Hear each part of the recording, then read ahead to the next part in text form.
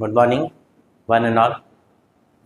जैसे कि हम लोग जितना भी यूनिवर्सिटी एग्ज़ाम हो रहा है उसका बीएससी नर्सिंग के लिए या पैरामेडिकल के लिए हम लोग क्वेश्चन पेपर का एनालिसिस प्रोवाइड कर रहे हैं इस वीडियो के माध्यम से, ताकि बच्चा जो भी स्टूडेंट्स हैं वो अपना कैपेबिलिटी को जान सके कि उनका पेपर जो गया चाहे वो कैसा भी गया, उनको इस एनालिसिस को देखने के बाद ये अंदाज़ा लग जाएगा कि उन्होंने कैसा पेपर अटेम्प्ट किया है और उनका क्या मार्क्स आने की संभावना है। हालांकि यूनिवर्सिटी में ऐसे तो कोई सैम्पल आंसर की होता नहीं है जिसके आधार पे आपको मार्क्स दिया जाए, वो टोटली आपके राइटिंग पे निर्भर करता है कि आप कैसा उस आंसर को प्रेजेंट कर रहे हैं, क्योंकि इसमें लॉन्ग आंसर, शॉर्ट आंसर और मल्टीपल चॉइस क्वेश्चन पेपर रहते हैं। तो चलिए आज हम लोग देखते हैं Rajiv Gandhi university of health science Karnataka का, जो कि first semester BSc nursing degree का एग्जाम हुआ था 17 जून 2025 को। ठीक है, उसमें क्वेश्चन पेपर जो आया था 3 पेपर में था। जैसा कि आप लोग जानते हैं फर्स्ट सेमेस्टर बीएससी नर्सिंग में आप लोग को अप्लाइड फिजियोलॉजी और अप्लाइड एनाटॉमी दोनों पढ़ना रहता है। ठीक है, लेकिन जो क्वेश्चन पेपर रहता है वो दोनों का एक साथ ही आता है, आपका 100 मार्क्स का अलग अलग पेपर नहीं होता है। तो उसी फॉर्म में Rajiv Gandhi university of health science जो है उसने अपना क्वेश्चन पेपर रिलीज किया है। ठीक है, और अप्लाइड फिजियोलॉजी एक ही क्वेश्चन पेपर में है जिसका जो टोटल मार्क्स है वो है 38 मार्क्स का। जो फिजियोलॉजी का जो पेपर था वो 38 मार्क्स का है, और जो बाद बाकी जो पेपर है, बाद बाकी जो मार्क्स आ रहा है वो एनाटॉमी का है। आपको एक ही पेपर में दोनों, एक ही क्वेश्चन सेट में आपको दोनों सब्जेक्ट्स के क्वेश्चंस मिलेंगे। ठीक है, तो चलिए पहले हम लोग देखते हैं कि जनरल इंस्ट्रक्शन, जैसे कि यहाँ पे आप लोग देख रहे हैं ये Rajiv Gandhi university of health science से साउथ की यूनिवर्सिटी है। यहाँ पे इसने डायरेक्टली आपको मेंशन कर दिया गया है your answer should be specific to the question asked. इसका मतलब क्या है कि आपको एकदम सटीक आंसर देना है, जो भी पूछा गया है क्वेश्चन के पास से ही आपको आंसर देना है। अगर जैसे कि अभी मैं बताऊंगा कि सेरेब्रम पूछा गया है या जो लिखा गया है, जो क्वेश्चन पूछा गया है उसमें आपको क्या लिखना है, एकदम टू द पॉइंट आंसर यहाँ पे आपको देना है, तभी जाकर के आप मार्क्स फेच कर पाएंगे, नहीं तो आपका मार्क्स जो है वो फेच नहीं हो पाएगा। ठीक है, फिर नेक्स्ट जो इंस्ट्रक्शन उन्होंने दिया, draw neat label diagram wherever necessary. South की पेपर है, जितना अच्छा से आप प्रेजेंट कर पाएंगे उतना अच्छा मार्क्स आप फेच कर पाएंगे, ये वहां का नियम होता है साउथ का। ठीक है, तो चलिए सबसे पहले देखते हैं क्या क्वेश्चन पेपर जो था 3 भाग में बटा हुआ था। पहला जो क्वेश्चन था वो है तो आपका लॉन्ग ऐसे क्वेश्चन, दूसरा क्वेश्चन है शॉर्ट ऐसे, तीसरा क्वेश्चन है short answers question, and last जो है वो है मल्टीपल चॉइस क्वेश्चन। ठीक है, मल्टीपल चॉइस क्वेश्चन 7 थे, 1 नंबर सेट किया गया है हर एक क्वेश्चन के लिए। ठीक, 7 मार्क्स का था आपका, 7 क्वेश्चंस हैं और 1 मार्क्स ईच। 7 का मतलब क्या है, ये 7 क्वेश्चन है। ठीक है, और 1 क्या है, 1 मार्क्स ईच। ठीक है, 1 मार्क्स ईच जो कि आपको दिया जाएगा। तो पहला जो क्वेश्चन था वो था, हम लोग 1 वर्ड से स्टार्ट करते हैं। तो the long hollow tubular structure attached to the cytoplasmic membrane which helps in the movement of the cell is known as। देखिए ऑप्शन में ही आपका आंसर है, छिपा हुआ है। ठीक है, ये लिख दिया है लॉन्ग लंबा, हॉलो खाली, स्ट्रक्चर कैसा है, ट्यूबुलर, ट्यूब फॉर्म का स्ट्रक्चर है, इस फॉर्म का ट्यूबुलर स्ट्रक्चर है, ये लंबा है, हॉलो है और ट्यूबुलर स्ट्रक्चर, तीनों वर्ड आ गए इसमें। Attach to the cytoplasmic membrane, attach कहाँ है, साइटोप्लाज्मिक मेम्ब्रेन से ये अटैच्ड है, ये हो गया मेरा साइटोप्लाज्मिक मेम्ब्रेन, साइटोप्लाज्मिक मेम्ब्रेन। ठीक है, which helps in the movement of the cell, इसका काम क्या ये बता रहा है, ये तो स्ट्रक्चर का डिस्क्रिप्शन था। ठीक है, जो भी स्ट्रक्चर था वो कैसा था, लॉन्ग था, हॉलो था, ट्यूबुलर था और कहां पे अटैच था, साइटोप्लाज्मिक मेम्ब्रेन में अटैच था। इसका काम क्या है, movement of the cell, cell को मूव कराने में मदद करता है। तो क्या हो सकता है, सेल वॉल, पहला ऑप्शन, तो सेल वॉल तो मूवमेंट नहीं कराता है, ये तो यही खत्म हो गया। साइटोप्लाज्म, साइटोप्लाज्म भी आपको मूवमेंट नहीं कराता है। ठीक है, हेयर, हेयर जो है, जो सीलिया होता है वो भी मूवमेंट नहीं कराता है। तो बच कौन सा रहा है, एक तो मूवमेंट कराने वाला ऑर्गन जो है दैट इज फ्लैजेला। ठीक है, तो आपको डायरेक्ट यहाँ पे आंसर क्या मिल गया, तो इसका करेक्ट आंसर क्या होगा, फ्लैजेला।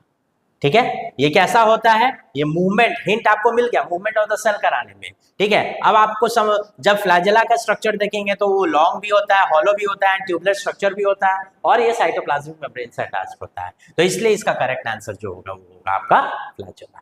ठीक है, नेक्स्ट क्वेश्चन आते हैं, सेकेंड क्वेश्चन।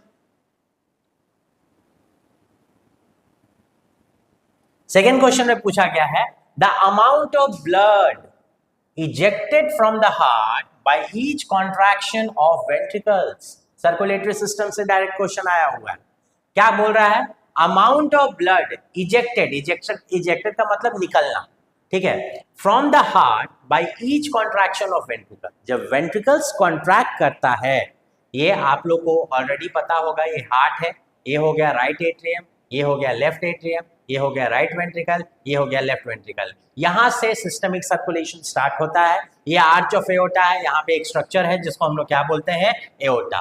ठीक है, और ये फिर इधर क्या आता है, सिस्टमिक सर्कुलेशन जो है वो आपका स्टार्ट हो जाता है, सिस्टमिक सर्कुलेशन जो है वो स्टार्ट हो जाता है। तो पूछ क्या रहा है, the amount of blood ejected from the heart by each contraction. आपको पता है कि वेंट्रिकल्स कॉन्ट्रैक्ट करता है कार्डियक साइकिल में। ठीक है, तो जब वेंट्रिकल्स कॉन्ट्रैक्ट करता है, वेंट्रिकुलर सिस्टोल, ठीक है, जब वेंट्रिकुलर सिस्टोल होता है, कॉन्ट्रैक्ट करता है, तो सारा जो भी इसमें ब्लड रहता है वो कहाँ चला जाता है, एओर्टा में चला जाता है।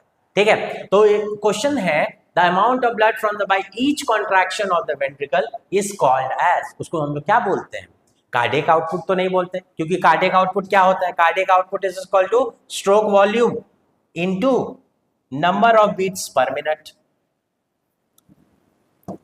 Beats per minute. ठीक है, फिर वेंट्रिकुलर आउटपुट एज सच कुछ मेडिकल टर्म में आता ही नहीं है, ब्लड वॉल्यूम होगा ही नहीं, ब्लड मतलब कि ब्लड वॉल्यूम क्या हो गया, total volume of the blood in the body is termed as blood volume. Ventricular output as such कोई मेडिकल टर्म ही नहीं है। ठीक है, कार्डियक आउटपुट होगा नहीं, क्योंकि वो 1 मिनट में हमारा हार्ट कितना ब्लड पंप कर रहा है उसको हम लोग डिसाइड करते हैं, वो टोटल अमाउंट ऑफ ब्लड। ठीक है, 72 बीट्स पर मिनट में, 1 मिनट में हमारा हार्ट कितना पंपिंग दे रहा है, that is your cardiac output. तो बचा क्या भैया, स्ट्रोक वॉल्यूम। तो करेक्ट आंसर इसका क्या होगा, स्ट्रोक वॉल्यूम। ठीक है, तो जो 9th नंबर क्वेश्चन था उसका आंसर क्या हो जाएगा आपका, स्ट्रोक वॉल्यूम। ठीक है, next, the blood group which is known as universal recipient. Recipient पूछा है, जो सबसे ब्लड ले सकता है, रेसिपिएंट उसको आप लोग ब्लड ग्रुप पढ़े होंगे, ये भी सर्कुलेटरी सिस्टम का क्वेश्चन है, ब्लड वैस्कुलर सिस्टम का, उसमें बोल क्या रहा है, यूनिवर्सल रेसिपिएंट कौन है। ठीक है, जो सबसे ब्लड ले सकता है। तो डायरेक्ट क्वेश्चन है, ओ तो नहीं ले सकता है, यूनिवर्सल डोनर होता है, ए लेगा नहीं, बी लेगा नहीं। ठीक है, ए बी जो है वो सबसे ब्लड ले सकता है। ठीक है, तो इसका जो करेक्ट आंसर होगा वो होगा आपका ए बी। क्लियर। फिर the hormone which regulates blood calcium level is, हमारे बॉडी में ऐसा कौन सा हार्मोन है जो हमारा ब्लड कैल्शियम लेवल को रेगुलेट करने में मदद करता है। ठीक है, तो जो ब्लड कैल्शियम लेवल को, थायरॉक्सिन ये नहीं करता है, T3 ये नहीं करता है, एड्रेनालिन ये भी नहीं करता है। ठीक है, तो बचा कौन सा हार्मोन, पैराथ हार्मोन। ये कहां से सीक्रेट होता है, ये जो पैराथ हार्मोन है ये हमारे पाराथायरॉयड ग्लैंड से सीक्रेट होता है, पाराथायरॉयड ग्लैंड से सीक्रेट होता है, और ये कैल्शियम मेटाबॉलिज्म में मदद करता है। ठीक है, तो ये हुआ। नेक्स्ट आ जाते हैं, नेक्स्ट देखते हैं, नेक्स्ट क्वेश्चन क्या था, ऑर्गन ऑफ कॉटाई जो है, क्वेश्चन है organ of Corti helps in what. Organ of Corti, organ of Corti क्या है, एक स्ट्रक्चर है जो कि हमारा ईयर में प्रेजेंट रहता है। अब ईयर के 3 पार्ट्स आपको पता है, सबको पता है। पहला है आपका आउटर ईयर, फिर आता है मिडिल ईयर, फिर आता है आपका इनर ईयर। इनर ईयर, ये 3 पार्ट्स होते हैं। ठीक है, आउटर ईयर में आपका टिम्पैनिक मेम्ब्रेन हो गया।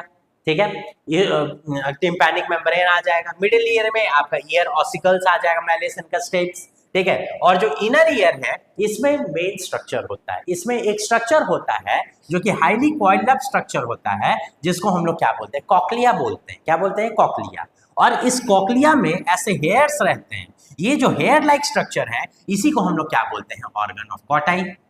क्या बोलते हैं, ऑर्गन ऑफ कॉटाई। तो ऑर्गन ऑफ कॉटाई बेसिकली किस चीज में इन्वॉल्व होता है, ये हमारा बहुत इंपॉर्टेंट ऑर्गन है which is responsible for hearing.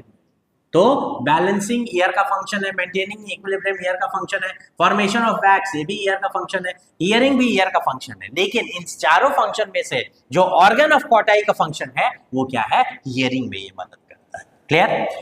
Balancing में, मेंटेनिंग इक्विलिब्रियम में हमारा दूसरा स्ट्रक्चर्स है जो कि मेंटेन करता है। ईयर का ऐसे दो फंक्शन होता है, एक है हियरिंग, सब कोई जानता है हियरिंग, लेकिन हमारा बॉडी का इक्विलिब्रियम मेंटेन करने में भी यही मदद करता है। ठीक है, इसमें स्ट्रक्चर्स रहते हैं जो जैसे सैकुलस, यूट्रिकुलस, ओटोलिथ्स, ठीक है, ये सारे जो है वो सब बैलेंसिंग और मेंटेनिंग इक्विलिब्रियम में हमारा बॉडी को मेंटेन हेल्प करते हैं। लेकिन जो हियरिंग है उसको कौन करता है, ऑर्गन ऑफ कॉटाई। अगर organ of Corti anyhow आपका डैमेज हो गया तो आपका जो हियरिंग होगा वो भी डैमेज हो जाएगा।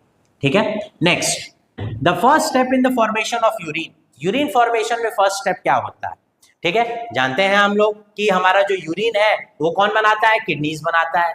किडनी में यूरिन का फॉर्मेशन होता है। तो 3 स्टेज होता है यूरिन फॉर्मेशन के। ठीक है, पहला होता है आपका अल्ट्राफिल्ट्रेशन, दूसरा है सेलेक्टिव रीएब्जॉर्प्शन,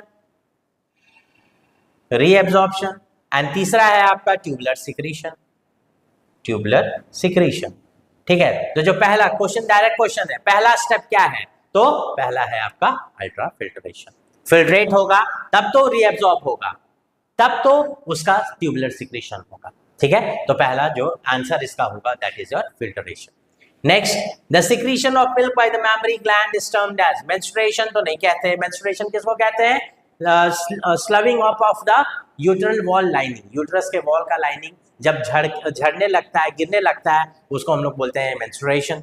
ठीक है, लैक्टेशन बच्चे को दूध पिलाना, ठीक है, या secretion of milk by the mammary gland से जब मिल्क निकलने लगता है तो उसको हम लोग क्या बोलते हैं, लैक्टेशन। ठीक है, मेनार्च नहीं, मेनार्च मतलब कि onset of puberty, and puberty means development of secondary sexual characteristics. तो इसका जो करेक्ट आंसर होगा वो होगा आपका क्या, लैक्टेशन। तो ये था आपका 1 जो कि मल्टीपल चॉइस क्वेश्चन जो कि आपका राजीव गांधी यूनिवर्सिटी में पूछा गया था। ये आपका जो था ये फिजियोलॉजी का 1 वर्ड हम लोगों ने अभी कवर किया। अभी हम लोग देखेंगे एनाटॉमी, जो ह्यूमन एनाटॉमी था उसका जो मल्टीपल चॉइस क्वेश्चन आया था वो। ठीक है, नेक्स्ट एनाटॉमी में देखते हैं जो मल्टीपल चॉइस क्वेश्चन आया था, that is raising the medial border of the foot is called as, medial border of the foot, movement, terms related to movement, basic anatomical terms related to movement, eversion, inversion, pronation, supination। तो pronation ये हो गया, ठीक है, supination ये हो गया। ठीक है, प्रोनेशन प्रोन वे में सोना, सुपिनेशन ऐसे उल्टा होकर के सोना। ठीक है, ये दोनों तो पहले ही कट गए, ये तो होगा ही नहीं। बचेगा क्या, इवर्शन एंड इन्वर्शन। ठीक है, तो ये बोल क्या रहा है, raising the medial border of the foot. अगर ये मेरा फुट है,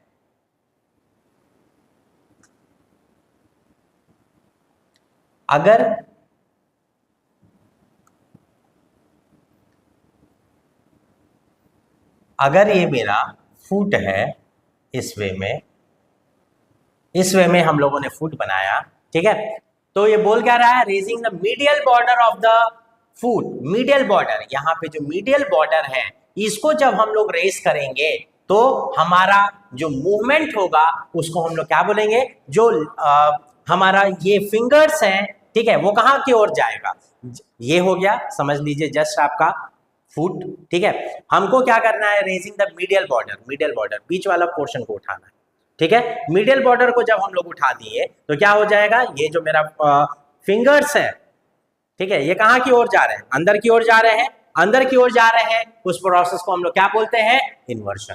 तो करेक्ट आंसर क्या है, इन्वर्शन, एक लाइन में डायरेक्ट, कोई दिमाग लगाने की जरूरत नहीं है। मीडियल बॉर्डर, ये फुट मान लीजिए, फुट का मीडियल बॉर्डर उठा दिए, ये क्या जो फिंगर्स थे वो कहाँ आ गए, अंदर की ओर आ गए, उस कंडीशन को क्या बोलेंगे, इन्वर्शन। सो करेक्ट आंसर जो है वो आपका इन्वर्शन।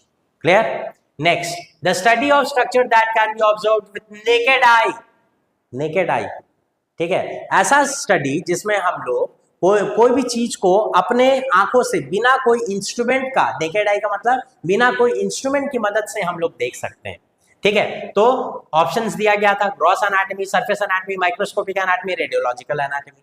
तो रेडियोलॉजिकल एनाटॉमी, तो इसका मतलब क्या होता है, एक्सरे में देखना रेडियोलॉजी के माध्यम से, ठीक है, बोन्स वगैरह को। Microscopic anatomy, use of microscope, यहाँ क्वेश्चन पूछा गया है विद द नेकेड आई, ठीक है। सरफेस एनाटॉमी, सुपरफिशियल सरफेस को स्टडी करना, सुपरफिशियल या रीजनल एनाटॉमी जिसको बोलते हैं। बचा क्या, ग्रॉस एनाटॉमी।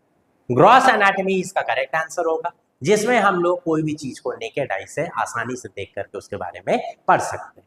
नेक्स्ट आ जाइए, excessive secretion of thyroid stimulating hormone leads to hyper secretion. पूछ क्या रहा है, hyper secretion of thyroid gland के वजह से कौन सा बीमारी होगा, एडिशन डिजीज तो होगा नहीं, क्रेटिनिज्म नहीं, कसिंग सिंड्रोम नहीं, बचा कौन, ग्रेव्स डिजीज। तो Graves disease is the correct answer, ठीक है।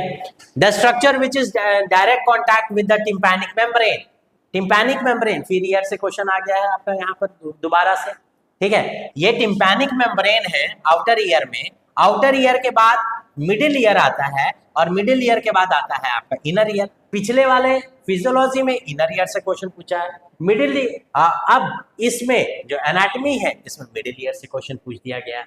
मिडिल ईयर में पूछ क्या गया है, टिम्पैनिक मेम्ब्रेन के जस्ट बाद कौन सा स्ट्रक्चर लगा हुआ रहता है, तो मिडिल ईयर में क्या रहता है मेरा, 3 ईयर ऑसिकल्स रहता है। कौन कौन से ईयर ऑसिकल्स है, मैलियस, इनकस, स्टेप्स। तो सबसे पहला जो ईयर ऑसिकल होगा टिम्पैनिक मेम्ब्रेन के बाद उसको हम लोग क्या बोलते हैं, मैलियस। तो इसका करेक्ट आंसर जो होगा वो होगा आपका मैलियस, ठीक है। Next, the uterus layer which is sloughed off during menstruation is termed as, ठीक है। वहां फिजियोलॉजी में क्या पूछा है, लैक्टेशन के बारे में पूछा है, ठीक है। यहाँ पे किस चीज के बारे में पूछ दिया है, मेंस्ट्रुएशन के बारे में पूछ दिया। तो जानते हैं आप लोग यूट्रस में 3 लेयर रहता है, एंडोमेट्रियम, मायोमेट्रियम और पेरीमेट्रियम, ठीक है। तो 3 लेयर है, यहाँ पे लिखा भी है endometrium, myometrium, perimetrium and serous layer. ये 4 लेयर का नाम इसने मेंशन किया है। तो कौन सा लेयर नीचे गिरता है, तो मेंस्ट्रुअल साइकिल के समय कौन सा लेयर जो है वो नीचे की ओर आता है, तो इसका करेक्ट आंसर जो है वो है एंडोमेट्रियम, ठीक है, एंडोमेट्रियम। नेक्स्ट आ जाइए, the cranial nerves that arise from brain and spinal cord.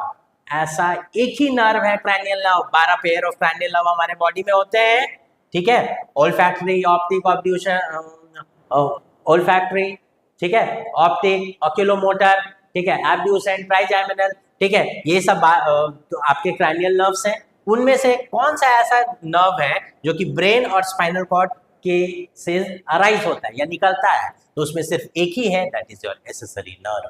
तो इसका करेक्ट आंसर जो है वो है आपका एक्सेसरी नर्व। ये था मल्टीपल चॉइस क्वेश्चन एनाटॉमी का, ठीक है। आ जाइए नेक्स्ट सेक्शन में देखते हैं, फिजियोलॉजी में वापस से आते हैं हम लोग। देखते क्या है, पहला जो क्वेश्चन पूछा गया था, functional area of cerebrum, functional areas of cerebrum, ठीक है। फंक्शनल एरिया जो सेरिब्रम है, सेरिब्रम किसका पार्ट है, ब्रेन का पार्ट है। आपको तुरंत हिंट आ जाना चाहिए कि जो सेरिब्रम है वो किसका पार्ट है, ब्रेन का पार्ट है। तो ब्रेन के पार्ट में सेरिब्रम 2 पार्ट में बटा हुआ है, ठीक है, right hemisphere and left hemisphere. Left hemisphere 2 part में ऐसे बटा हुआ है। तो पहले इसमें आपको लिखना क्या है, सेरिब्रम के बारे में आप थोड़ा सा पहले मेंशन करेंगे कि what is cerebrum. It is the part of the brain, ठीक है। It is divided into 2 parts, right and left hemisphere. It controls most of the important vital functions of the body, including cognitive thinking, ठीक है, verbal reasoning, ठीक है, and various other important या voluntary activities, वो सबको कौन coordinate करता है सेरिब्रम। आप अगर इसका डायग्राम बना देते हैं यहाँ पे, क्योंकि पहले ही मेंशन किया गया, draw neat label diagram wherever necessary, तो यहाँ पे आप डायग्राम आराम से दे सकते हैं।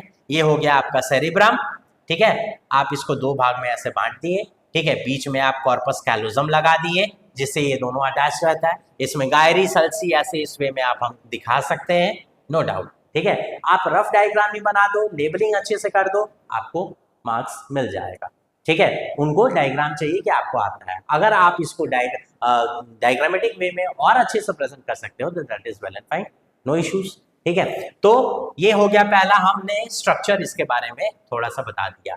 क्योंकि ये कितने मार्क्स का है, एक क्वेश्चन है लेकिन 10 मार्क्स का है, तो 10 मार्क्स के अनुसार हमको लिखना पड़ेगा। ठीक है, तो 10 मार्क्स के अनुसार हमको लिखना पड़ेगा। पूछ क्या रहा है, functional areas of cerebrum. Cerebrum के बारे में नहीं पूछा है, सेरिब्रम में डायरेक्टली एक पॉइंट उठा करके फंक्शनल एरियाज। तो फंक्शनल एरियाज ये हो गया आपका डेफिनेशन, पहला जो इंट्रोडक्शन में आप चला गया। उसके बाद आप आ जाइए, एक लाइन अंडर ड्रॉ, पहले सेरिब्रम का स्ट्रक्चर शॉर्ट में लिख दीजिए, ब्रीफ में। उसके बाद डायग्राम बना दीजिए, उसके बाद लाइन बनाइए, उसके बाद लिख ली functional areas of cerebrum. Functional areas of cerebrum कौन कौन सा एरिया है फंक्शनल एरिया? सबसे पहले आप लोब्स लिखिए, 4 lobe, very important, 4 lobe. Frontal lobe, ठीक है, parietal lobe, temporal lobe, occipital lobe. ये 4 लोब भी आपको एकदम मस्ट है। ठीक है, ये 4 लोब आपको लिखना ही लिखना है। along with its, इसमें आप क्या लिखेंगे, इसका स्ट्रक्चर, ये कहां पे लोकेटेड है और इसका स्ट्रक्चर, सारे लोब्स के बारे में, इसका स्ट्रक्चर, इसका लोकेशन, इसका फंक्शन, ये चारों लोब्स के बारे में आप हम सबसे पहले लिखेंगे। पहले क्या बनाएंगे आप, सेरिब्रम का डेफिनेशन लिखेंगे। ठीक है, सेरिब्रम कितने पार्ट्स में बटा हुआ है, पार्ट्स ऑफ द सेरिब्रम। तो cerebrum is the largest part of the brain, पहला। फिर it is divided into 2 parts, right and left cerebral hemisphere. It is attached bye corpus callosum, ठीक है। इट बियर्स गायरी एंड सल्सी, ठीक है। आप इतना लिख दिए, इतना आपका इंट्रोडक्शन हो गया। नेक्स्ट आ जाइए, उसका डायग्राम बना दीजिए, एक रफ डायग्राम आप ऐसे बना दिए। उसके बाद से आप फंक्शनल एरियाज के बारे में मेंशन किए। The functional areas of the brain are following. पहला है frontal area, parietal area, temporal area, occipital area. ये 4 एरिया हो गया। फ्रंटल एरिया में स्ट्रक्चर्ड लोकेशन फंक्शन, ठीक है। पेराइटल एरिया में structured location function, temporal area में structured location function, occipital area में स्ट्रक्चर्ड लोकेशन फंक्शन, ठीक है। तो पेराइटल पहले हम लोग देख लेते हैं, फ्रंटल एरिया, ये वाला पोर्शन जो है वो फ्रंटल पोर्शन हो गया, ठीक है। बीच वाला जो पोर्शन हो गया वो पेराइटल पोर्शन हो गया। साइड वाला कनपट्टी के ऊपर वाला पोर्शन ये जो है आपका टेम्पोरल पोर्शन हो गया। पीछे वाला जो पोर्शन है that is your occipital portion. Over, simple, ठीक है। नेक्स्ट, और क्या इसमें ऐड करना है, इसमें और आपको ऐड करना है जो फंक्शनल एरियाज के नाम वो पूछा है। तो जो पहला फंक्शनल एरिया है that is your Broca's area, ठीक है। देन वर्निकीज एरिया,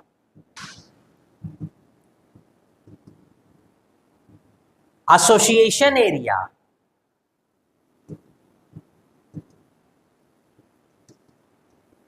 ठीक है। तो ये सब एरिया के बारे में आपको उसमें मेंशन करना बहुत जरूरी है।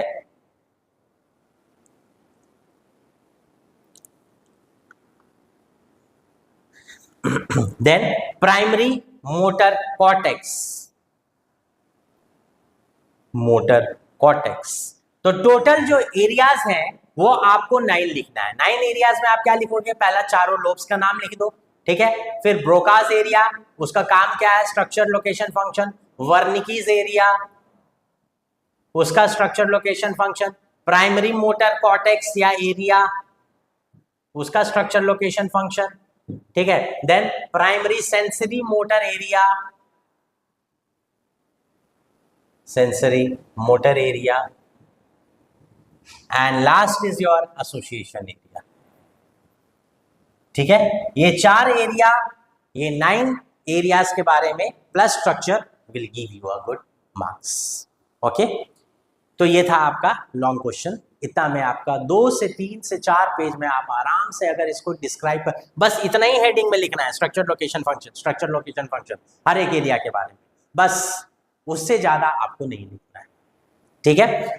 तो ये हो गया आपका एक long question complete. Next short answers में जो एनालिसिस मैं बता रहा हूं उसके आधार पे नेक्स्ट जो क्वेश्चन है वो है explain the metabolism of carbohydrate.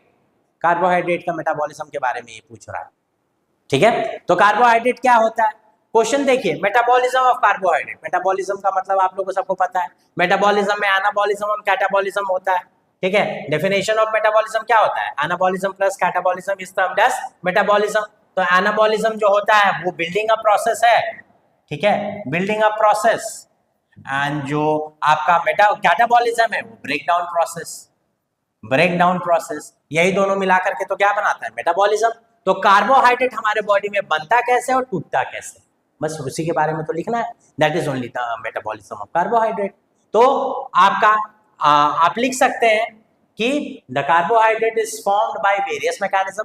Metabolism of carbohydrate refers to a process of synthesis as well as the breakdown of carbohydrate in our body. ठीक है, तो सिंथेसिस एंड ब्रेकडाउन कहां पे होता है, तो सिंथेसिस बनता कैसे है कार्बोहाइड्रेट,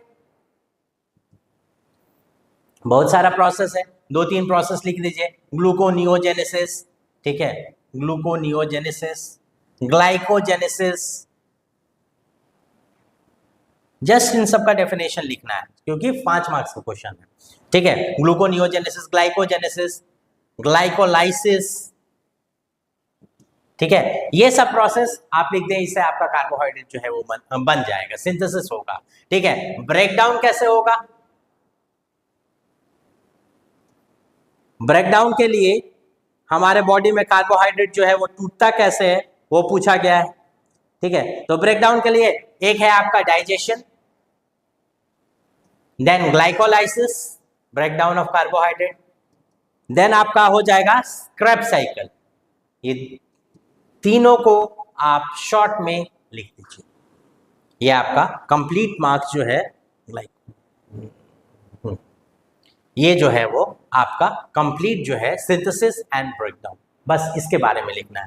ग्लाइकोनियोजेनेसिस का डेफिनेशन, ग्लूकोनियोजेनेसिस का डेफिनेशन लिख दीजिए, ग्लाइकोजेनेसिस का डेफिनेशन लिख दीजिए।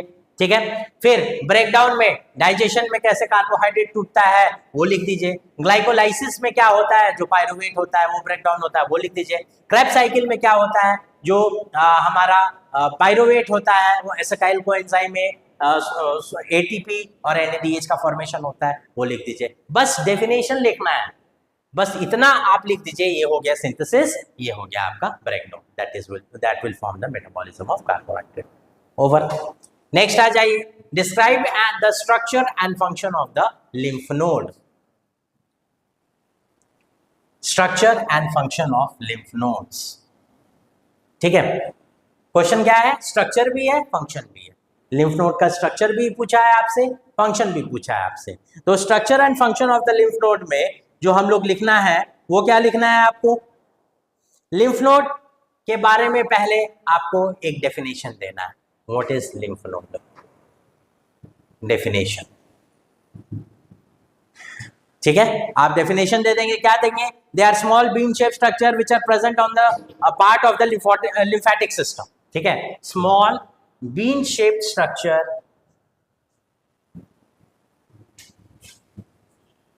which forms the part of lymphatic system, lymphatic system का जो एक पार्ट बनाता है। ठीक है, ये हो गया आपका डेफिनेशन। पूछा क्या है, स्ट्रक्चर क्या हो गया, ठीक है, ये हो गया आपका which forms the part of the lymphatic system, बस इतना हमने लिख दिया। लोकेशन आप दे दीजिए, ये कहाँ लोकेटेड है लिम्फ नोड्स हमारे बॉडी में। ठीक है, तो एक्सिला में लिख दीजिए आप कि हमारे एक्सिला में लोकेटेड है, फिर आपका जो प्यूबिक रीजन है वहां पे लोकेटेड है, तो एक्सिला, प्यूबिक रीजन ये सब आप लिख दिए, ये हो गया आपका लोकेशन। ठीक है, स्ट्रक्चर आ जाइए, स्ट्रक्चर। ठीक है, स्ट्रक्चर में आपको देना क्या है, स्ट्रक्चर में आपको बस ये लिखना है कि जो लिम्फ नोड है उसमें क्या क्या स्ट्रक्चर्स होते हैं। तो 4 स्ट्रक्चर होंगे, एक होगा आपका कैप्सूल, दूसरा होगा आपका कॉर्टेक्स, तीसरा होगा आपका पैराकॉर्टेक्स, चौथा होगा आपको मेडुला। अगर आपको डायग्राम याद है आप डायग्राम मेंशन कर सकते हैं, ये स्ट्रक्चर। ठीक है, लास्ट है फंक्शंस। लिम्फ नोड्स का फंक्शन क्या हो जाएगा हमारे बॉडी में, तो पहला है हमारे बॉडी को इम्यून सिस्टम प्रोवाइड करता है, इम्यूनिटी प्रोवाइड करता है, बाय प्रोवाइड ये लिम्फोसाइट्स कंटेन करता है, और लिम्फोसाइट जो होता है वो हमारे बॉडी का डिफेंस मैकेनिज्म में हमारे बॉडी को हेल्प करता है। ठीक है, दूसरा क्या है, lymph nodes filter lymph fluid trapping pathogen and such as bacteria, and दूसरा फंक्शन हो जाएगा फिल्टरिंग लिम्फ फैटिक फ्लूइड्स। ठीक है, ये जो है ये आपका जो स्ट्रक्चर होगा, ये जो फॉर्मेट है, इस फॉर्मेट में अगर आप लिखेंगे तो आपका जो है वो आपको अच्छे मार्क्स मिल सकते हैं। ठीक, नेक्स्ट आ जाइए, explain the types of pain with example. बहुत टाइप के पेन्स हैं, ठीक है, बहुत टाइप्स के पेन होते हैं।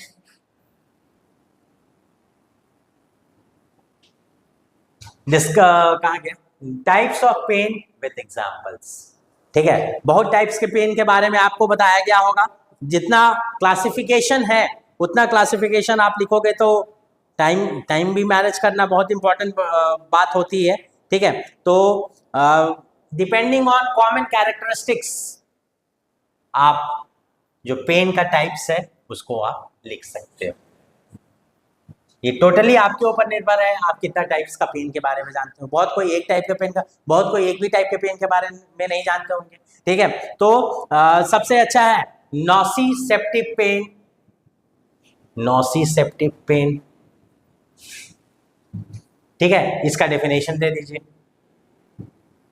ठीक है, तो इस पेन का कॉज क्या है, नॉसिसेप्टिव पेन का, और इसका एग्जांपल। अगर इसका कोई सब टाइप्स है वो आप सब टाइप्स भी मेंशन कर दीजिए। पहला पेन खत्म, एक टाइप का पेन खत्म। दूसरा टाइप का पेन है आपका neuropathic pain. Neuropathic pain same, क्या इसमें आपको मेंशन करना है, कॉज एंड एग्जांपल। ठीक है, तीसरा टाइप का पेन हो जाएगा आपका chronic pain, acute pain. Chronic pain, उसमें भी आप यही में लिखेंगे कॉज क्या होता है एंड उसका एग्जांपल क्या होता है। फिर चौथा है अक्यूट पेन। ठीक है, उसमें भी आप लिखेंगे कॉज एंड एग्जांपल। ऐसे बहुत टाइप्स के पेन के बारे में, जितना पेन आपको पता है उतना पेन के बारे में आप लिख सकते हैं। ठीक है, ये हो गया आपका जो शॉर्ट ऐसे टाइप क्वेश्चन था वो। नेक्स्ट जो क्वेश्चन है that is your short answers question, that is your define 3 × 2, 2 marks का जो क्वेश्चन है। 3 मार्क्स, ये क्या है, 3 क्वेश्चन है और एक क्वेश्चन के लिए आपको कितना मार्क्स दिया गया है, 2 मार्क्स दिया गया है। तो 2 मार्क्स के आधार पे लिखेंगे, जस्ट डेफिनेशन है। ठीक है, expiratory capacity, Kasing syndrome, micturition, define the following जो आता है बस उतने ही लिखना है इसमें। ठीक है, एक्सपिरेटरी कैपेसिटी क्या होता है, the capacity of the lung. ठीक है, इसमें फिर 3 फैक्टर्स होते हैं, एक हो जाएगा tidal volume, ERV and then vital capacity. Capacity, बस इन तीनों का वैल्यू आप मेंशन कर दीजिए। इसका 500 mm। ठीक है, ERV का जो वैल्यू है, वाइटल कैपेसिटी का वॉल्यूम है, that will together form the expiratory capacity. बस इतने ही शॉर्ट में लिखना है इसको। Then Cushing syndrome, Cushing syndrome excessive production of hypercortisol की वजह से, सॉरी कॉर्टिसोल की वजह से होता है। ठीक है, इसका साइंस एंड सिम्टम्स आपको पता है तो साइंस एंड सिम्टम्स मेंशन कर दीजिए। इसका अगर आपको ट्रीटमेंट पता है, डायग्नोसिस पता है, इन्वेस्टिगेशन पता है तो आप जितना ज्यादा लिख सकते हैं उतना ज्यादा लिख सकते हैं, क्योंकि ये डायरेक्टली सिंड्रोम। ठीक है, and right a note on micturition. Micturition is nothing but the act of passing out of urine from the body. ठीक है, तो मिक्चुरेशन में कौन कौन से मसल्स हेल्प करते हैं, डिट्रूजर मसल्स हो गए। ठीक है, उनका कंट्रोल रेगुलेशन कैसे होता है, नर्वस कंट्रोल है, हार्मोनल कंट्रोल है। ठीक है, तो इसमें आपको क्या लिखना है, डेफिनेशन। ठीक है, उसके बाद से कौन कौन से स्ट्रक्चर्स इन्वॉल्व होते हैं, अगर आप उसका डायग्राम बना देंगे तो वेल एंड फाइन। ठीक है, उसके बाद से रेगुलेशन, कैसे ये रेगुलेट होता है, जो भी लिखना है 2 मार्क्स के आधार पे आपको लिखना है। ठीक है, अगर आप इतना लिख देते हैं 1-2 पेज आराम से चला जाएगा, और 1-2 पेज आराम से चला जाएगा तो आपको फुल मार्क्स आसानी से मिल जाएगा। तो ये था आपका फिजियोलॉजी का एनालिसिस। 1 वर्ड तो ऑलरेडी हम लोग डिस्कस कर चुके हैं। ठीक है, ये था आपका फिजियोलॉजी का एनालिसिस। नेक्स्ट आ जाइए, एनाटॉमी में जो लॉन्ग क्वेश्चंस था वो हम लोग देखते हैं।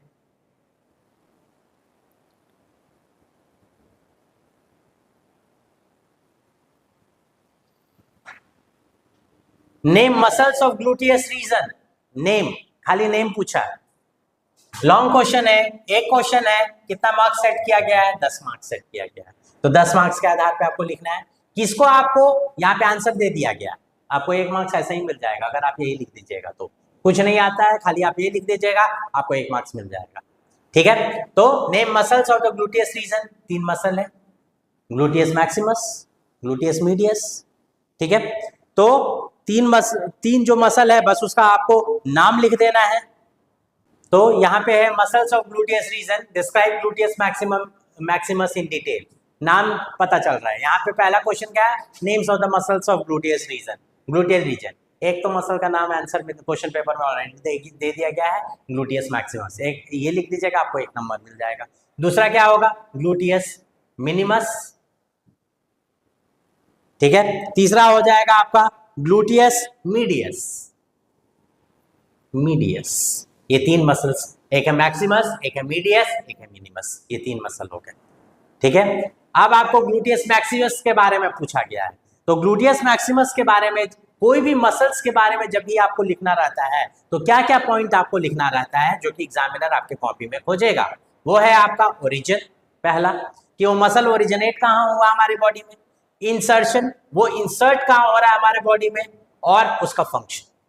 बस ये 3 चीज के अलावा और कुछ एग्जामिनर आपके कॉपी में नहीं खोजता है कि ये मसल ओरिजिनेट कहां से हुआ, इंसर्ट कहां पे हो रहा है और क्या फंक्शन प्रोवाइड कर रहा है। बस इसके अलावा अगर आप जितना भी लिखिएगा वो आपके लिए प्लस पॉइंट होगा, लेकिन ये 3 चीज आपको मस्ट है लिखने के लिए। आप इसमें नर्व सप्लाई भी लिख सकते हैं, ठीक है, ब्लड सप्लाई भी लिख सकते हैं, अप्लाइड एनाटॉमी अगर है उसका आपको पता तो आप अप्लाइड एनाटॉमी लिख दीजिए। ये 3 पॉइंट आप लिख देंगे तो आपको प्लस पॉइंट मिल जाएगा। ठीक है, तो इस वे में आपको आंसर करना है। नेक्स्ट आ जाइए, explain the structure of trachea with diagram. Structure of trachea, diagram बनाइए सबसे पहले ट्रैकिया का जो डायग्राम। उसके नीचे वाला क्वेश्चन में describe the coverings of the heart with diagram. ठीक है, दोनों में आपको डायग्राम बनाना है। ठीक है, तो structure of trachea, structure of trachea में हम लोग क्या देखते हैं, सबसे पहले ट्रैकिया क्या है ये लिखेंगे, what is trachea, what is trachea, इसका डेफिनेशन लिखेंगे। फिर इसका लोकेशन, हमारे बॉडी में कहां पे लोकेटेड है। तो ट्रैकिया है क्या, it is also known as windpipe, it is a tube that connects the throat to the lung. ठीक है, विंड पाइप भी इसको बोलते हैं, ऐसा ट्यूब है which connect throat to the lungs, neck को, थ्रोट रीजन को लंग से कनेक्ट करता है। इसका location, it is located in the neck and the thorax extending from the larynx to the bronchi. ठीक है, इसका लोकेशन ये हो गया। नेक्स्ट आपका स्ट्रक्चर, ये कैसा स्ट्रक्चर है, it is composed of C shape cartilaginous ring, C shape cartilaginous ring का ये बना हुआ है। ठीक है, आप डायग्राम बना दीजिए इसका। ठीक है, और अगर आपका इसको हिस्टोलॉजी पता है तो हिस्टोलॉजी दे दीजिए। ठीक है, कितने हिस्टोलॉजी में इसमें जो कार्टिलेजेस हैं उसके बारे में आप नाम मेंशन कर दीजिए। 2 टाइप के कार्टिलेज होंगे, पेयर्ड और अनपेयर्ड कार्टिलेजेस। ठीक है, दोनों के नाम मेंशन कर दीजिए, सिर्फ नाम मेंशन कीजिए, ज्यादा डिटेल नहीं जाना है आपको। एंड इसका फंक्शन, इसका फंक्शन क्या है, क्योंकि यहाँ पे क्वेश्चन में डायरेक्ट सिर्फ पूछा गया है स्ट्रक्चर ऑफ ट्रैकिया। 5 मार्क्स का है तो 5 मार्क्स के लिए 5 पॉइंट्स आप मेंशन कर दीजिए। Over. Next, describe the coverings of the heart with diagram. तो इसमें क्या लिखेंगे आप, covering of the heart. 3 covering होता है, कौन कौन सा कवरिंग होगा हार्ट का तो जो लेयर ऑफ द पेरिकार्डियम है, ठीक है, उसके बारे में आप यहाँ पे लिख सकते हैं। The heart is covered by protective slag, जिसको हम लोग क्या बोलते हैं, पेरिकार्डियम। अब पेरिकार्डियम के बारे में भी अगर आप एक्सप्लेन कर दे रहे हैं तो आपको मार्क्स मिल जाएगा। व्हाट इज पेरिकार्डियम, डेफिनेशन लिख दीजिए। ठीक है, उसका स्ट्रक्चर आप लिख दीजिए, 2 टाइप के, फाइब्रस एंड विसरल। ठीक है, फाइब्रस पेरिकार्डियम, सेरस पेरिकार्डियम, फिर सेरस में parietal layer and visceral layer. ठीक है, फाइब्रस एंड पेराइटल। एक है आपका फाइब्रस पेरिकार्डियम, दूसरा है आपका सेरस पेरिकार्डियम। सेरस पेरिकार्डियम में फिर 2 टाइप के आ जाएंगे, एक है आपका पेराइटल और एक हो जाएगा आपका विसरल। ठीक है, अब इसको आप एक्सप्लेन कर दीजिए, डायग्राम फॉर्म में लिख दीजिए और पेरिकार्डियम का क्या फंक्शन है वो मेंशन कर दीजिए। बस इतना ही आपको मेंशन करना है। ठीक, next, enumerate about muscle spindles. Muscle spindle के बारे में, तो मसल स्पिंडल के बारे में जब हम लोग देखेंगे तो मसल स्पिंडल क्या होता है, फंक्शन और स्ट्रक्चर, बस इतने ही लिखना है विथ डायग्राम, विथ डायग्राम। ठीक है, तो muscle spindle is a sensory receptor found with in skeletal muscle that detect the changes in muscle length and strength. ठीक है, तो ये क्या है, मसल स्पिंडल क्या है, एक सेंसरी रिसेप्टर है जो कि मसल फाइबर में प्रेजेंट रहता है, जो कि क्या परसीव करता है, जब हमारा मसल अपना लेंथ या पोजीशन जब चेंज करता है तो उसको परसीव करता है, ऐसा सेंसरी रिसेप्टर्स है। ठीक है, तो उसका फंक्शन क्या होगा, स्ट्रक्चर क्या होगा, और उसका डायग्राम जो है वो आप बना दीजिए, आपको 5 मार्क्स इसमें मिल जाएंगे। Classify compound epithelium, direct question. ठीक है, क्लासिफाई कंपाउंड एपिथेलियम में बहुत टाइप के एपिथेलियम्स हैं। ठीक है, कंपाउंड एपिथेलियम का दूसरा नाम होता है stratified epithelium. It consist of multiple layer of epithelial cells. इसमें क्या होता है, मल्टीपल लेयर्स रहते हैं, एपिथेलियल सेल्स के मल्टीपल लेयर रहते हैं। ठीक है, बहुत टाइप का होता है। पहला है stratified squamous epithelium, stratified squamous epithelium. दूसरा है आपका stratified cuboidal epithelium, stratified columnar epithelium, cuboidal columnar. तो इन सब में जितना भी टाइप का एपिथेलियम आपको पता है, इनमें सब में आपको उसके स्ट्रक्चर के बारे में बताना पड़ेगा, उसका लोकेशन क्या है और उसका फंक्शन क्या है, और एग्जाम्पल्स, ये कहाँ पे लोकेटेड है हमारे बॉडी में, जितना भी टाइप का एपिथेलियम आपको पता है। ठीक है, जितना भी टाइप का स्क्वैमस एपिथेलियम के बारे में आप लिख सकते हो, वो आप लिख लेंगे। ठीक, list the parts of the tongue, tongue बनाइए, ये हो गया मेरा टंग। ठीक है, अब इसके पार्ट्स लेबल कीजिए। ठीक है, आराम से आप इसका पार्ट्स लेबल कर सकते हैं। ठीक, ये क्या हो गया, सी शेप सर, ये यहां पे पहले इसके 2 भाग बनाइए। ठीक है, कौन कौन सा पार्ट हो जाएगा, 1/3 एंड 2/3। ठीक है, तो एंटीरियर 1/3, पोस्टीरियर 2/3 पोर्शन, ये 2 पार्ट्स हो गए। उसके बाद से यहां पे ये जो मार्केशन होता है सल्कस टर्मिनालिस बनाइए। उसके बाद से ये टिप दीजिए, this is tip of the टंग। इस पे कौन कौन से पैपिलास हैं आप उसका नाम मेंशन कर देंगे तो वो अच्छा हो जाएगा। तो इसमें आपको लिखना क्या है, टिप कहाँ पे है, नेक्स्ट है इसका बॉडी क्या है, देन आपका root, then dorsum and then ventral surface. ठीक है, एंड लास्ट में आप फंक्शन लिख दीजिए प्लस डायग्राम बना दीजिए। ओवर, ये इतना ही टंग में करना है।